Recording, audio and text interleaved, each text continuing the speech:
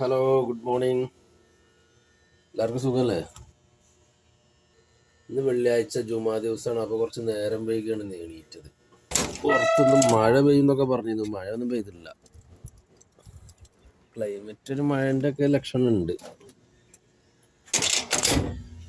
ഏതായാലും ഇന്നത്തെ പരിപാടി ബീഫ് ഒലത്തിയത് ഉണ്ടാക്കണം. ഒലത്തിയത് എന്താകുക എന്നറിയില്ല.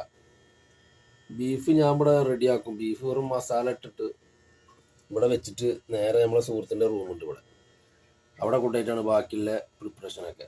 അവിടുന്ന് അവൻ നെയ്ച്ചോറ് വെക്കാന്ന് പറഞ്ഞിട്ടുണ്ട്. അപ്പോൾ ഞാൻ ബീഫ് ഇവിടുന്ന് റെഡിയാക്കി കൊണ്ടുപോയിട്ട് അവിടെ ചില പരിപാടികൾ ചെയ്യും. ഉള്ളിയും തക്കാളിയൊക്കെ ഇട്ടെന്ന് വന്ന് വലിയ പരിപാടിയൊന്നുമില്ല. അപ്പോൾ അതാണ് പരിപാടി ഇന്ന്.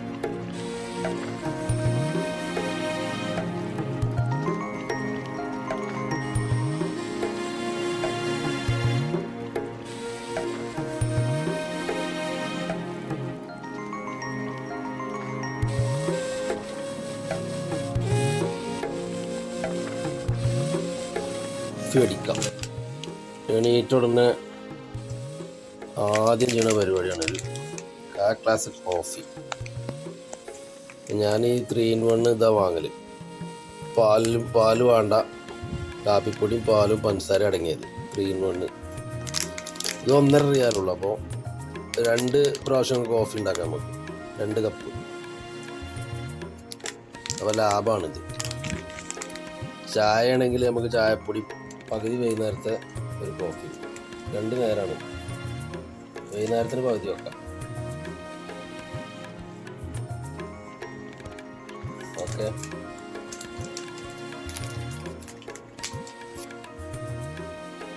അര ഗ്ലാസ് വെച്ചിട്ടു, അര ഗ്ലാസ് മതി, അര ഗ്ലാസ് വെള്ളം വെച്ചിട്ടു.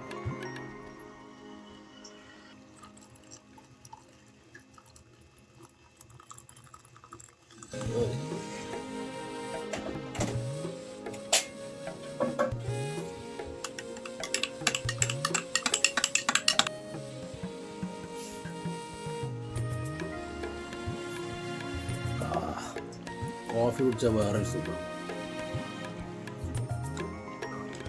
തലവേദന കിടക്കും. ഇത് കൊണ്ടുപോയിട്ട് നേരെ ഉള്ളിയും തക്കാളിയും വേറെ കുറച്ച് മസാല ഒക്കെ ഇട്ടിട്ട് ഒന്ന് ഫ്രൈ ചെയ്തിട്ട് അതിൻ്റെ പഠിക്കുക. ജുമാ നിസ്കാരം കഴിഞ്ഞിട്ട് പോലും തമ്മീസും കട്ടൻ ചായയും അത് അടിക്കട്ടെ, ഇങ്ങോട്ട് ബാക്കി പഠിക്കും.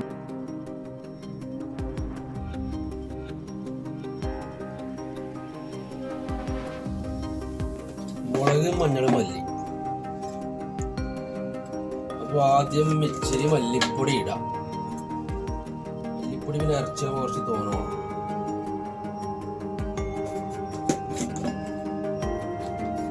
മഞ്ഞൾപ്പൊടി,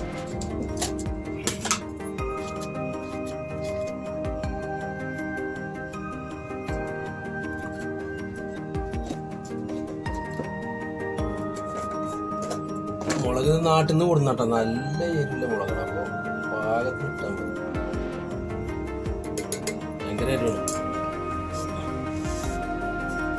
ഇതൊക്കെ എല്ലാവരും ചെയ്യുന്ന സംഭവമാണ്. നമ്മൾ ഇത് ചെയ്യുന്നുണ്ട് വെറുതെ ഒന്ന് കാണിക്കണം. അതിപ്പോ വലിയ സംഭവം ഒന്നല്ല, ആരും ചെയ്യാത്ത സംഭവം തന്നെ.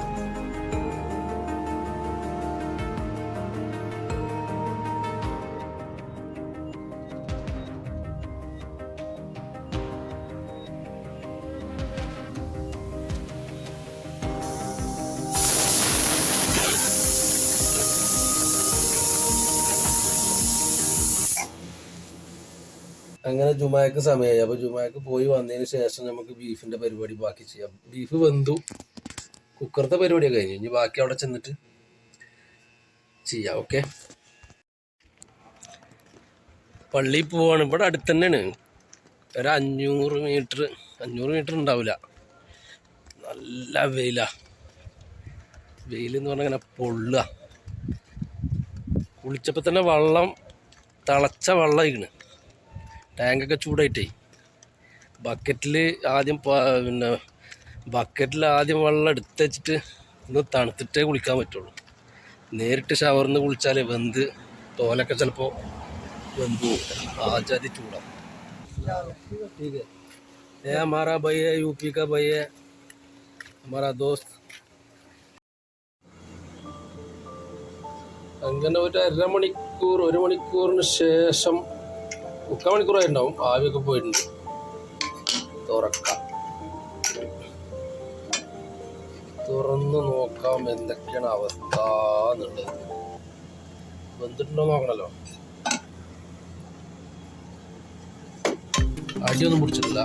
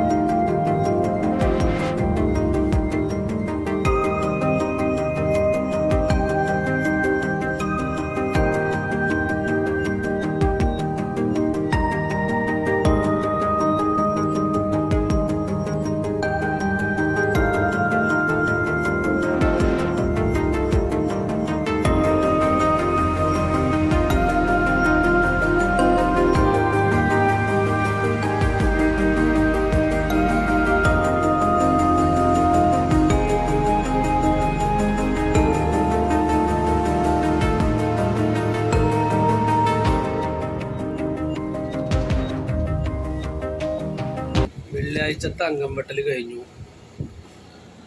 ഇനി ഒന്ന് കടന്നുറങ്ങുക. അപ്പോൾ അടുത്ത വീഡിയോയിൽ കാണാം. ബായ്.